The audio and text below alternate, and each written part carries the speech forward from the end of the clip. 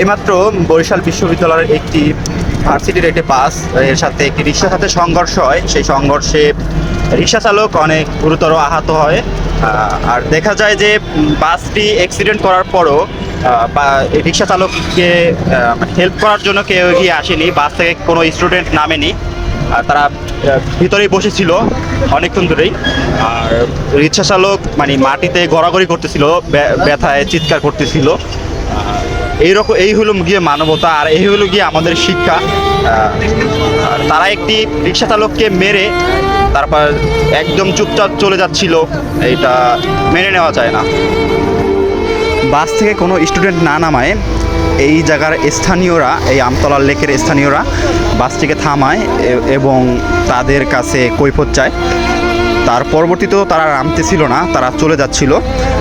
তারপর এই স্থানীয় লোকরা বেশি বাড়াবাড়ি করার পর তারা ওই যে বাস থেকে নামতে বাধ্য হয়। আর এদিকে রিক্সা চালক খুবই চিৎকার করতেছিল ব্যথায়।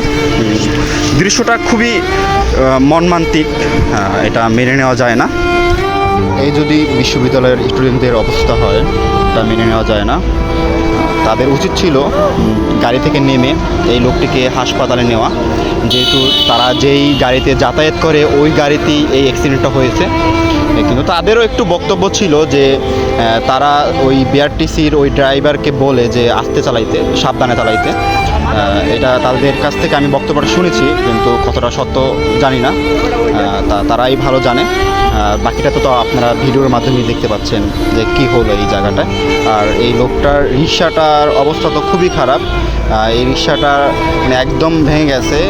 হয়তোবা দেখা যায় এই রিক্সাটার দিয়ে তার ফ্যামিলি চলতো, নির্ভরশীল ছিল তার উপরে। এই রিক্সাটা এখন পুরাই দুমড়ে মিশ্রে গেছে, যার কারণে তার ইনকাম সোর্সটা একদম বন্ধ হয়ে যাবে।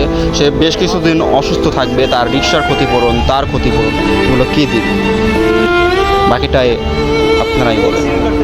পরিশেষে এইটাই বলতে চাই, আমরা মানুষ, আমাদের মানবতা আস্তে আস্তে হারিয়ে যাচ্ছে।